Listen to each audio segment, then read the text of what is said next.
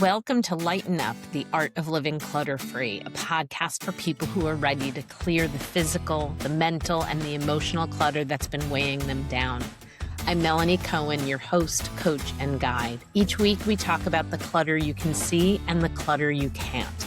The stuff in your home, the noise in your head, the expectations, habits, and unmade decisions that quietly drain your energy. This isn't about perfection or minimalism. It's about creating space for what actually matters in this season of your life. Let's lighten up together, starting now.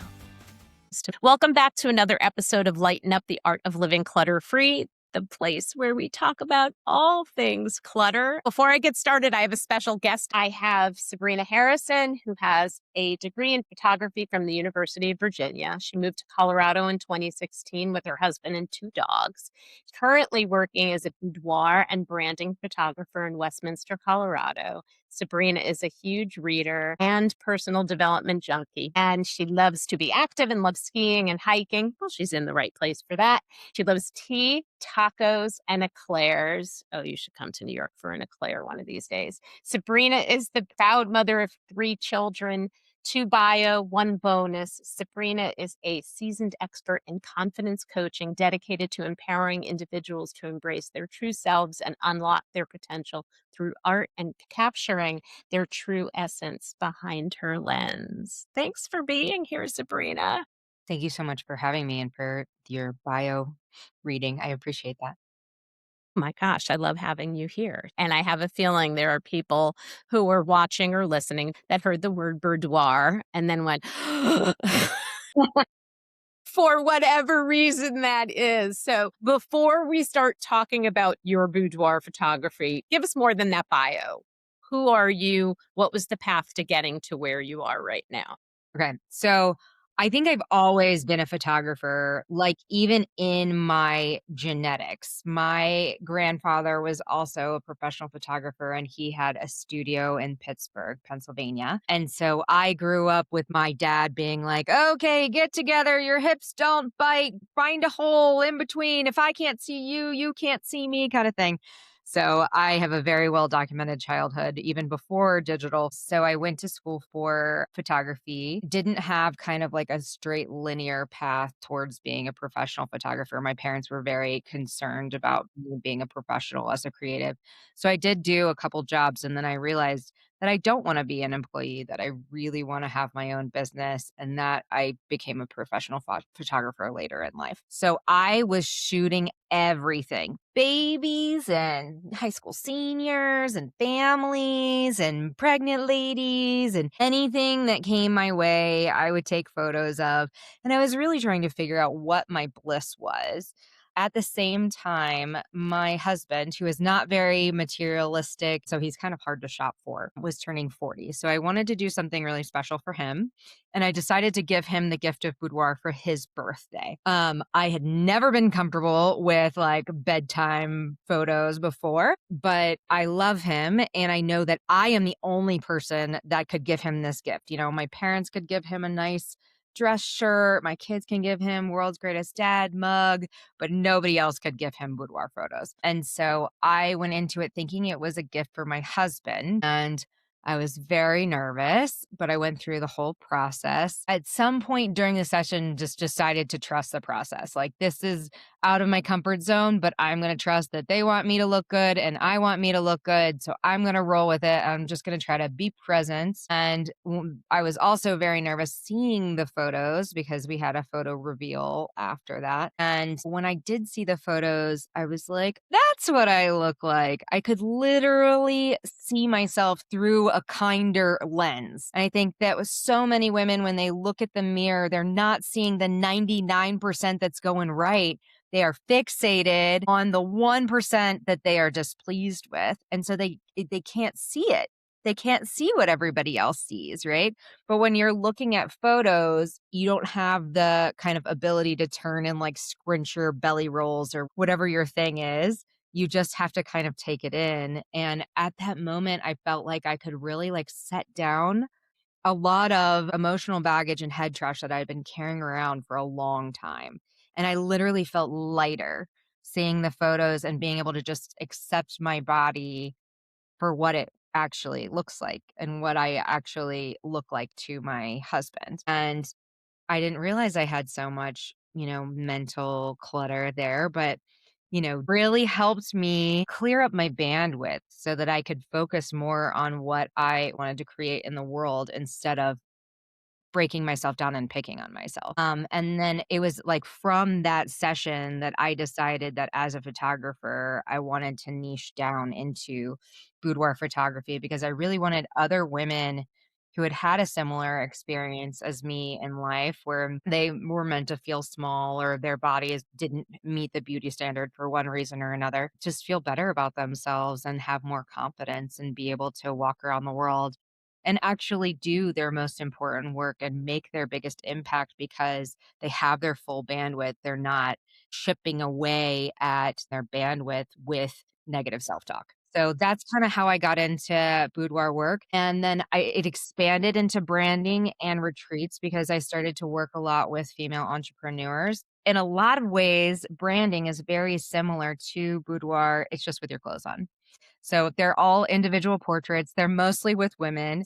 Whether your clothes are on or off, women do have insecurities in front of the camera, right? And they want to look their best. They want to project, whatever, they want to feel warm or they want to feel capable or they want to feel divine or they want to feel professional or whatever it is they want to feel. They have something they want to feel and communicate across the camera. So I help them do that either in a professional or a personal. What percentage of your work is boudoir? Just curious. Okay. So, I mean, like month to month, it's different, right? Depending on what comes my way. I'm doing 2 retreats this year. So, those months, it will be a lot of retreat work because I will be gone and I will be doing multiple sessions while I'm doing the retreats. This month, I have 2 branding sessions and I have 10 boudoir sessions. I would imagine maybe it picks up right before Valentine's Day. It does. I have some self-love quickies that I'm gonna be doing at the end of the month if people want to create a gift, or I Mhm. mean, there's truly self-love quickies if you wanted to just do it for yourself, you know? Well, one of the reasons I ask is because we're going to drop this episode right around Valentine's Day. And I'm doing a complete theme on self love throughout the month of February. And so this seems to fit right in. You and I talked about this in the pre interview. And one of the things in my past was I had the opportunity for boudoir photography. It was back in my sorority house, and we were doing a fundraiser, and it was like Tupperware, but lingerie. And I'm sure that still exists today. And one of the prizes in the draw at the end was a free boudoir session. And my girlfriends were all like, "Oh, Bill's gonna love that." Bill, my husband, was my boyfriend in college. So all I kept thinking was, absolutely not. Actually, I think I said abso-fucking-lutely not. But, this is my podcast. I can say that. And my girlfriends were trying to communicate to me back then. He loves you no matter what you look like. You should do it. And I had a such a terrible relationship with my body after years of gymnastics and being called fatty and piggy and all the things that really strict gymnastics coaches still do to this day, that it didn't matter that I was whatever size I was at the time, How but do you feel about your college body now? I mean, I could not go back in time and convince that woman that it was going to get better and that I was going to have a better relationship with my body. And I'm not going to fool anybody into thinking like I love my body all the time. Menopause definitely challenged me in ways that I thought I was done with, to be honest. But I could go back and communicate to her, but you won't know until the photography is done. And I think that's probably what I needed to hear. Not he loves you no matter what, but rather have the photos taken and then see what you think. Not in a try it, you'll like it kind of way, but maybe the photographs will show you something that the mirror is not. Mhm. In many cases, I would say that probably would have been a game changer, but there was no way I was going to let it happen. I wasn't ready. I wasn't ready. I was 20, 21, maybe at most. So, yeah, I would like to whisper in her ear and say, do it and see what happens. How much of a conversation do you have with potential clients to convince them that this would enhance their life or be meaningful? Or are people strictly coming to you because they know that they're ready for it? I definitely still have brides who are coming to me because they are creating a gift. And so I do like to share my story that I thought that it was a gift and I did not realize that the experience was for me until afterwards. And so I want to help them go into the experience realizing that they're going to step into their bridal moment. They're going to go from girlfriend to wife into this brand new chapter of their lives. They're going to level up in all sorts of different ways, become a real family or a real adult or whatever their story is. And Boudoir can actually help them in that transformation. It can help them level up, let go of those limiting beliefs, and step into this next version of themselves.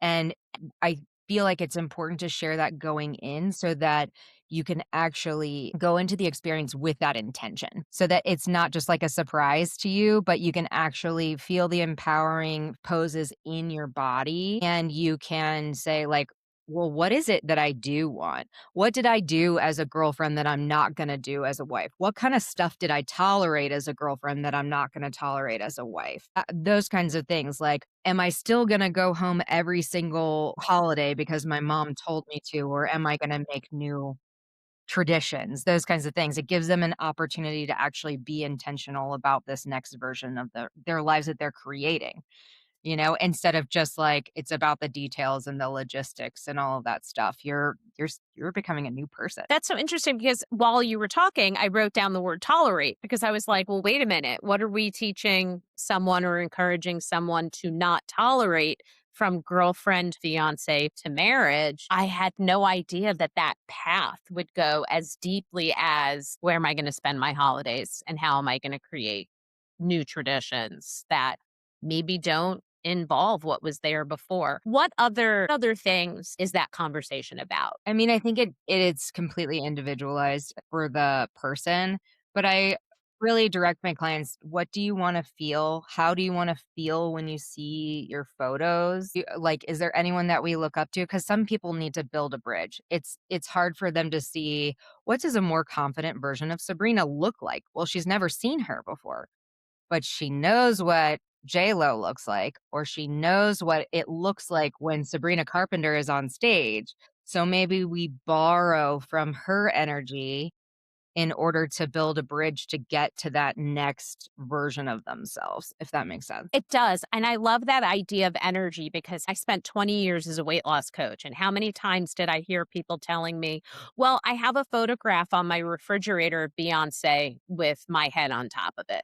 And that could be Sabrina Carpenter, it could be J-Lo, it could be anybody. And it's like, but wait a minute, we don't want to look like, first of all, I'm never going to look like Beyonce or J-Lo or Sabrina Carpenter. Yeah, there's some different genes. A lot of different things, whether, I mean, Beyonce is like, I don't know, I feel like she's like a foot taller than I am.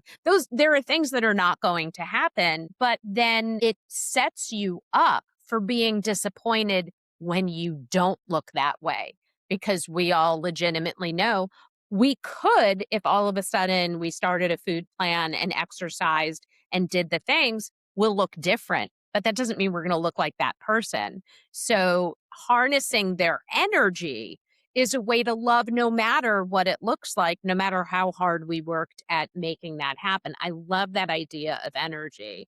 And I love it because I talk about energy a lot and I talk about the energy of things. Everything, human and not human, animate and inanimate objects all have energy. And if something has good energy, we want to hang on to it and enjoy it and love it and experience it. And if it doesn't have good energy, it needs to go. Whether it's a physical item or a mental item, it has to go if it doesn't have great energy. And if it's a thing, doesn't matter who bought it, doesn't matter how much was spent on it, it doesn't matter who it belonged to before, that if it doesn't have good energy, we have to let it go. And that's all of the self-limiting beliefs that you're talking about, all the things that we say to ourselves every time we're standing in front of the mirror and we ask someone, does this dress make my ass look fat? I think we Why I look so hot in this dress is actually a much better question. I encourage people to use ask formations because I think that if you are putting on your mirror, I am beautiful, I am wealthy, then if you don't believe those things, in my mind, my subconscious is really good at kicking those things out when it's not an identity that I hold yet. My subconscious is like, nope. And then I feel diminished by it because I didn't believe that thing that I said. But if you ask yourself questions, then your brain starts looking for breadcrumbs that will lead to the evidence. So, why am I the best person to give this message? Why is this so easy? Why is this coming so easy? Those kinds of things. If you ask yourself better questions, then you can find better evidence in your brain. If it's, why does this make my ass look fat? Okay, great. Well, is that going to lead us to a positive result in your brain, or is it going to lead to anxiety and insecurity? So let's ask ourselves better questions. I love that. Women are so good when it comes to self-limiting beliefs. We're so good at using language that does not support us versus language that supports us. And I think that's anywhere in life, whether it's education or work or relationships or our body. But I somehow feel like we are more likely to be supportive of who we are in the workplace and in our relationships with other people than with our own selves, whether that's, a physical or a mental thing. And so if we're taught to ask different questions, you're right, we can guide ourselves to the more. I try not to say positive and not positive. I usually try to say helpful and unhelpful feelings and thoughts. Could be a game of semantics. I like the game of semantics because the words that come out of your mouth dictate how you feel, or they are how you feel. So if I use better language, then potentially I will believe greater things or that I am capable of greater things. And Or it'll just put you in a higher vibration and you'll notice different opportunities coming to you because you allow it in your life. But you said something that I want to circle back to. You were talking about how we'll be kinder to other people than we are to ourselves. And so another thing that I will ask clients is, would you say that to your best friend? no, we would not. And if you would not say it to your best friend, don't say it to yourself. I think self devotion is a starting place. We need to start treating ourselves as women as our own best friend. And when we do, then I feel like more of that energy sticks to us. When we have those limiting beliefs that we say in our head, ask ourselves, would we say that to our friend? Would we say that to our child? No, we wouldn't say those things, or we would be horrified if it came out of our mouth to our child and we would try to reframe and like, that's not generationally something that I want to put into the next generation, right? So we start every day with that idea of self devotion that we are our own best friend. Our body is the one that is going to take us there. It is the one that is going to do all of the work. It is the one that is going to like set the next opportunity and have all of the impact. So let's not pick on it. Let's say thank you. Thank you for getting me to this interview this morning. Thank you for getting me up today into the gym. I love this so much. And I'm scribbling because I'm like, I want to make sure I get back to everything. One of them, I think, is even when it comes to our kids taking it a step further. And that is, we're eager to let our kids know how much we love them. You're so smart. You're doing so great. You're so talented. You're so beautiful, blah, blah, blah, blah, blah. Whether or not those things are true, you say them anyway because you want that to believe them for themselves. But it's not enough for us to tell them because they're not going to live with us forever. And we are not with them 24/7. And so if they are waiting for us to validate their strength, their fortitude, their smarts, their beauty, etc., if we're not there to say those words, it's going to be hard for them to muster them up. better that they see us doing that for ourselves. Better that they see me looking in the mirror and saying, Mel, you look hot today. Or hearing me say, you did a great job on that interview, in that talk, in that writing, whatever it is. And the more that we do that, the more they learn to do that for themselves. So we're helping create little girls that turn into women who believe and are fierce. And Right. Let me take it a step further. What I've been really growing on is I travel occasionally for work. And I did have a lot of mommy guilt about that. And lately, I've been trying to transform how I look at that to like, my little girl is seeing me follow my dreams. So she knows that it is okay for her partner to hold down the fort so that she can also follow her dream. And then I can come back and say, I am so inspired. I did this incredible work. It lights me up. And she knows that she can take the opportunity to take breaks, to rest, to fill herself up with inspiration, to follow her bliss. And then that's allowed. Do you know what I mean? If it's my mom was so resentful because she never did anything for herself or told me, well, I couldn't do anything for myself because I had you and I had to take care of you. So I'm trying to really work on that mommy guilt to say, well, she's seeing me build a business.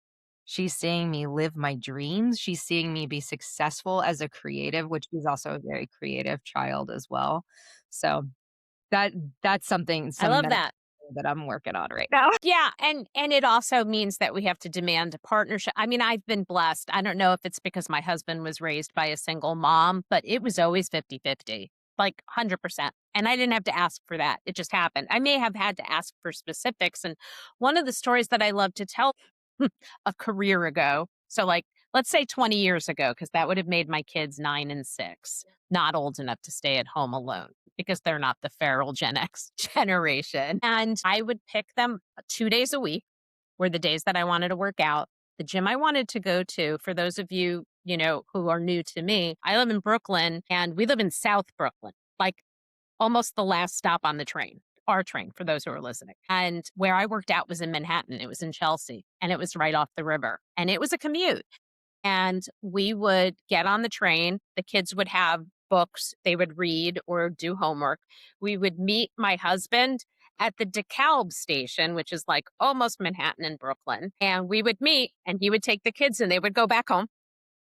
And I would continue into the city. And if the kids were like, I don't want to, I'd be like, this is what we do on Tuesdays and Fridays. And my goal then was to work out, but it was also, so I need you to see how important it is for you to take care of yourself. Absolutely. And this is how it fits into a working person's life who has children. Exactly. So I love that this conversation is taking that turn because I think it is also about how you feel about your body. It affects all the other things that you do. Like for those who are solopreneurs or are entrepreneurs, how you represent your brand. Because one of the things that I talk about, one of the many reasons I started my weight loss journey 25 years ago was because I worked in the fashion industry. I worked for a lingerie manufacturer. I worked with the models. I am short, they are tall, they are thin, I was fat. Like that's just how I thought about it. And I also felt like my weight defined me as if that came first. I wasn't a mom, I was a fat mom. I wasn't a wife, I was a fat wife. I wasn't a regional merchandise manager, I was a fat regional merchandise manager. It just shows exactly how much pain I was experiencing when it came to having a bad relationship with my body. But I remember how when I would work with the models in particular, or if I worked with senior people at the retailers, how I didn't feel like I represented the company well because I didn't look good in my clothing. Granted, 25 years ago or 30 years ago, when that journey started, clothing wasn't nice for women who were more than a size 12. Like, let's just be honest. In the 90s and in the very early aughts, we didn't have the selection that we have now. And in fact, one of my favorite places to go with my friends and my family is a thrift store in Brooklyn called Plus Brooklyn, and it is for large and above. They go up to a 6X, and everything in their store is about loving yourself in the body that you're in. You're not allowed to use the word diet in the store. You're not allowed to talk about losing weight. This is a place for women to find comfort and support, and there is no one better than that store when you come out of the fitting room. There is no one better. They just make everyone feel like $1,000,000, whether they're buying something secondhand, vintage, which is hard to find in plus sizes, Mhm. or if it's more recent fashion. So, because what do they say, about like a job interview? I think it's not about the brand of the suit, it's about how you feel in it. You Absolutely. It's not Absolutely. about the color, it's how the color makes you feel. I'm gonna circle back to the boudoir because I think that's why a lot of people tuned in. Talk about what a session with you looks like doing boudoir versus, doing a high school or a professional photo. Sure. There's something that I wanted to say first, which is how you feel is not defined by your size at all. I will have someone tell me over the phone, like, please don't photograph my tummy. I don't want that. I hate my tummy. And then they come in and they're a size 4. And I visually looking at them would never have guessed that that's something that they feel insecure about. But I would say about 95% of my clients say that they feel insecure about their tummy, whether they are a size 22 or they're a size 2. So it really truly is an inside job. It is about how you feel about your body and not about what your body looks like. I also had a lot of experiences in stores because I'm a size 14 where I just had to like wear whatever fit, not something that felt like me or was my style because that was what was available and that was the Yeah. only fit. And so I do love the fact that there are just actual choices for people who are like mid-size and plus size now that you don't have to like just wear whatever bag is available for you. So Yeah. for my sessions, I always do a consultation beforehand, and that's about an hour long where I do ask questions about how they want to feel and what they want to wear, what kind of things they want to bring in that are elements of their relationship or their personality. I've had people bring in like guitars and golf clubs and things that you would expect like whips and paddles and handcuffs and stuff like that. I've also had people bring in like their record player and records. I had somebody bring in like I am in the Denver metro area and so Western is always in season. So big cowboy hats, matching boots, those kinds of things. I actually had somebody also bring rope for like a Western look, which was lots of fun. So I like to have a session where really I'm asking you a lot of questions. We're fleshing out the vision because we can bring in all kinds of props, backdrops, lighting, and different posing ideas and stuff like that. But really, I want you to spend time in my energy because if someone was like, hey, come over to my studio, okay, take your clothes off. Okay, that's terrifying, right? Especially as a woman Yeah. or come to an unknown location and go ahead and drop your drawers, like, that is not something that I would wanna sign up for. So, I make sure that women have an opportunity to spend a lot of time with me and get comfortable with me in the space, see the space, try on lingerie if they want to. They can show me or not show me. The point is that they know whether or not it fits, right? And then from there, if they wanna move forward, then we'll schedule their photo session. And then when they come in for their photo session, I have hair and makeup ready to roll. And then they'll have their favorite like snacks and drinks while they get ready. So they have a time to like kind of settle in with their nerves. I am very grateful that my hair and makeup artist is also like works with a lot of brides. So she's used to working with women who are like processing through some nervous energy. And I've taken tons of photographs of her. She's a cosplayer. So I've done like a mermaid session with her at a waterfall and stuff. So she can specifically speak to like what it's like to work with me and how you feel when I work with you. And then we do stretches once you're done with hair and makeup. And then I do power poses and affirmations while we're doing power poses because I think that it's really powerful to combine those two things. And I ask women, like, what are we calling in today? What do you need to tell yourself? And then from there, we'll start by doing some pretty easy poses. And then I kind of slowly work you into doing more complicated poses. And with my clients, what I've learned is I am more of an auditory learner, but what I've learned is most people are more visual. And so, what I will do with a complicated pose is I will get into the pose with my body so you can see it. And then I'll Hmm. talk you through, okay, here are the important points of this pose. We're going to point our toes, or you're going to bend your knee this way. You're going to relax the tension in your neck. You put your hands here, that kind of thing. And then we'll work on expression last. I'll get out of off the couch or off the bed or wherever, and then they'll get into the pose. And then I just kind of talk them through any little minor tweaks that they need to make from what they saw and what they're trying to recreate. And so then I'll do several pose flows with my clients on the couch, on the bed, in front of a backdrop, and then any kind of like special things. Like if we're going to do a bath, it's going to be last, obviously, so that if their hair really gets wet, it's not a problem.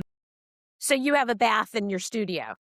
I do, and I love to, like, fill it with flowers or bubbles. I think that there's, like, really nothing more beautiful than a woman who's, like, totally relaxed because she's in a warm bath and, like, filled with her favorite flowers and her favorite colors. My gosh, I have so many things to say about how much I love everything you just said. One is I need to make a trip to Denver. And I have a feeling, and I have a lot of people that I need to see there. And certainly more in the last few months as I've met you and everybody who connected me to you in the Denver area. But I feel like I may have been more likely 35 years ago to have done the boudoir if I had someone like you.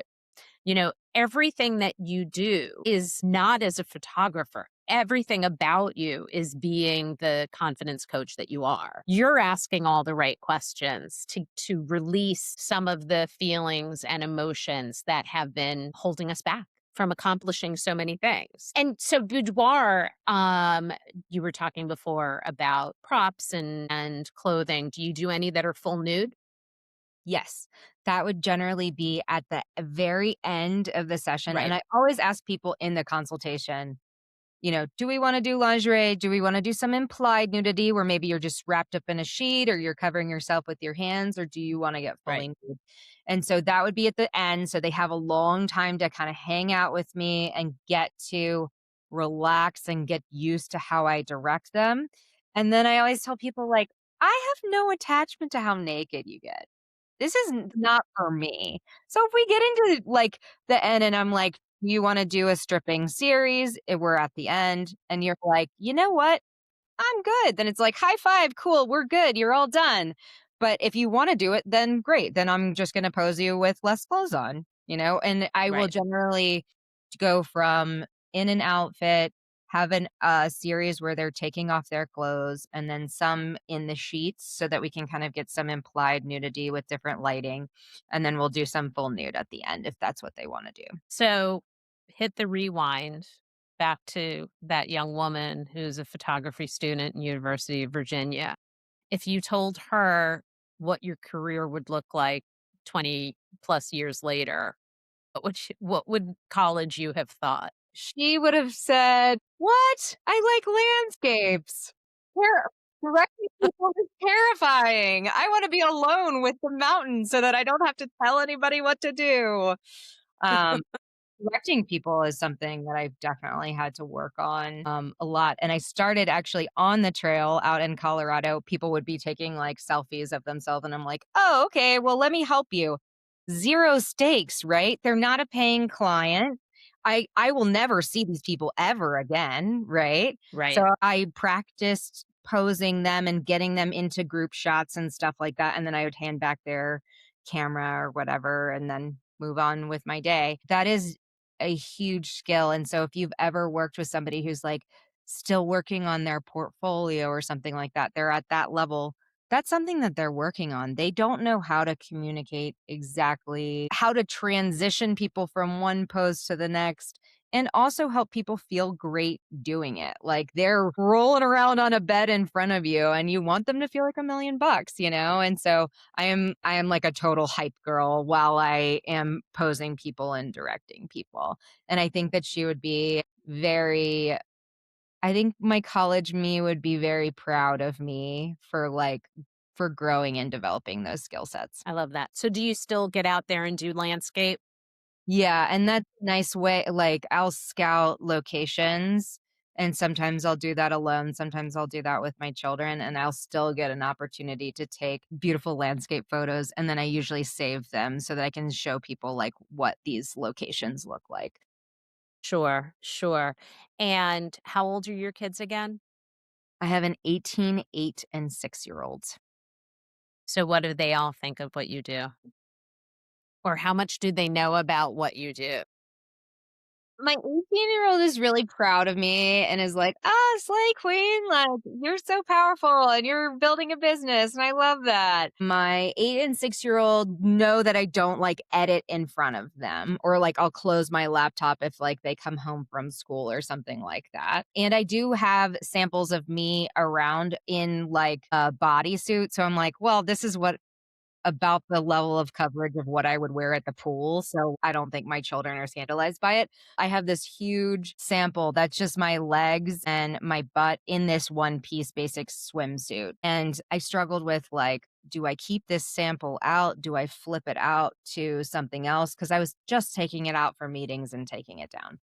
And then my husband and I talked about it and we're like, it's not scandalous. It's not full nude. It's something that you would show on the internet or in public. It's not super racy. So just leave it up. It's a canvas. And then I walked into the bathroom. My 8-year-old was taking a bath and she was like checking her butt out in the mirror. And I was like, "What are you doing?" She was like, "I just love my butt. It's beautiful." And I was like, "Yeah, awesome. I love that for you." I And love it's just like a completely different interaction than I would have had with my mother. She would have been like, "Put that away!" Like, "What are you doing?" You know what I mean? Like, my booty was a weapon. I love that because we still live a little bit in a puritanical kind of society, but to teach them so young to love it. And I was going to say no matter what, but I don't even want to use those words. Just love it. Period. End of story. Just love it. Doesn't matter what anybody else thinks. It's what you think that matters. Okay, so we've talked a lot about all of the mental clutter that women can experience when it comes to their bodies and being visible in the world, being seen. And I think a lot of us share different levels of that kind of clutter. But I warned you, I was going to ask you, what is your clutter? Because I think, for anybody who's listening for the first time, when I talk about clutter, I'm talking about all of it, whether it's digital clutter or calendar clutter, all the things we're saying yes to that we should say no to or would benefit from saying no to. It can be the 24-hour news cycle, which is full of a lot of clutter, and social media is full of a lot of clutter. And then all of the self limiting beliefs and other things we talked about today. So I think you already addressed that head trash. So what clutter is left for you? I think self-love is like an onion and we'll pull back and we'll heal a layer and then we're like, "Oh, that deep dark childhood thing that I thought was resolved it's right there. Okay, I need to work on that." And so as a boudoir photographer, at one point I thought, well, I have to show up as a healed person. And in a lot of ways I really am. I have really worked on a lot of stuff. But I think it's also really important to say we all have stuff and we're all still in process and on a journey and it is okay that we're not at a destination. I don't know that there is a destination. I think life is the work. I am on a health journey. I've been on a health journey for a long time. When my youngest started kindergarten, I started lifting weights. And so my body has started changing shape. And then I worked with a dietitian to address what was going on with my diet. So I've been kind of baby stepping in a healthier and healthier direction. As I've had more self devotion, I've just made myself a priority, and then I can actually be in a better mood and show up better for my children. But recently, something that I've noticed that has come up for me is that my mother's body always oscillated between a size 12 and a size 16 my whole life. She would diet, she would get down to a 12, she would go on vacation and let it go back up to a 16. And on some level, that limiting belief just kind of popped into my brain now that I'm a size 12-ish. Oh, like, can I transform or look different than that when that has been my model of what you look like and how you yo-yo and all of those things for my life, but I have completely different habits. I take much, much better care of my body than she ever did. She's very sedentary. And so, one, I have like opened myself up to, well, is it okay if I am a different size than a she ever was? And is it okay if I am the same size? Like, even if I diet and exercise and do all the same things, those are the genetics that I'm working with. And so I could be very healthy, be full of energy and love my muscles and how strong I am and still be a size 12 and still fully love and accept myself, even if I don't continue to shrink. So that's kind of where my mental clutter is, just to be completely transparent. That limiting belief that I didn't even really realize was there until recently. And then toying with like, well, can we accept this? And what does it look like to transform beyond that? Right, right. What you made me think is for those of us who have combated how we feel about our bodies, the weight, I don't think I was prepared for the wrinkle thing. And what part of it was my grandmother had amazing skin, like never looked her age, except that, when she became gray, she accepted gray. And I don't even know what color my hair actually is under the purple because there is so many different shades going on. I'm sure there's a lot more gray than when I started this color like 9 years ago. But it's seeing the wrinkles and looking at them as like a measurement of time or a map, be able to say, well, these lines are from laughing so much when I dot dot dot, or these frown lines, and so like I'm okay with the wrinkles. I don't like my saggy eyelids, but the wrinkles I'm okay with. Like I'm totally okay with them because I feel like they also prove I'm not trying to look like a 30-year-old. I'm acting like a teenager and I'm not going to stop acting like a teenager because I like to have fun. But the wrinkles are really just a measurement of time and proof that, like, for all the times I like to talk about all the shit that's happened in my life and the bad things that have happened, etc., it's been a good life. And so those wrinkles prove, that it's been a good life. What a beautiful mindset. I love that. It's a work in progress. It's the onion that you were talking about before. Okay, so does the person who does the makeup and hair, is she capable of old pinup girl kind of hair and makeup? Okay, cool. So on my trip to Colorado, which I'm gonna have to plan now, is that desire to have my hair look in a way that I could never do every day. Like I'm so impressed when I see women that do the pinup thing every day with their hair. Like amazed by it. Like, we're lucky I can do what I do. I did the hair once. God, it was a fortune to get my hair done, but it was because we were going to a fundraiser that was 50s themed. And I was like, well, okay. So, yeah, everybody listening, just so you know, at some point in the next 3 years, there will be photos of me on the internet dressed as a pinup. And then maybe after that, I'll get a pinup tattoo and it'll be me on me in that pinup. See, this is how goal setting works, everybody. This is how setting intentions works, is communicating it out loud. Okay, Sabrina, before we finish up, is there anything that we missed out, something you'd like listeners to know? I would like listeners to know that confidence is not a talent. Confidence is a skill. And if it's a skill, then we can practice it and we can grow it like a muscle. And that you can do lots of different techniques to work on your self talk, mirror work, listening to anthems that make you feel really good, power poses, building a community of support. All of those things help you practice growing that identity of becoming a more confident person. I am going to be talking in a confidence workshop And we'll drop that in the show notes so that listeners can log on. It's going to be on Zoom and it's usually $49, but it's going to be free. So if you want to hear about what those techniques are, work on growing them a little bit in your life, I would love to have you there so that we can further the conversation. And thank you so much for having me today, Melanie. I've loved chatting with you. I mean, I love all of my episodes, but I'm really going to love this episode, really. I'm so happy we met. I'm so happy that I was able to bring you here today. It's very generous of you to mention that workshop. I have a feeling I might be there if the timing works. So thank you again, everybody. Check out the show notes. You can learn all about Sabrina and everything else that I have to offer right now. So thank you. Thank you for listening to Lighten Up the Art of Living Clutter-Free. If this episode resonated, please subscribe, leave a review, and share it with someone who could use just a little bit of lightness. If you're ready for deeper support, you can work with me one-on-one or join my Lighten Up Clutter-Free Mindset Group program. You can find all the details at my website, thoughtfullycoaching.com. Until next time, progress over perfection. Messy action is better than no action at all. So let's lighten up.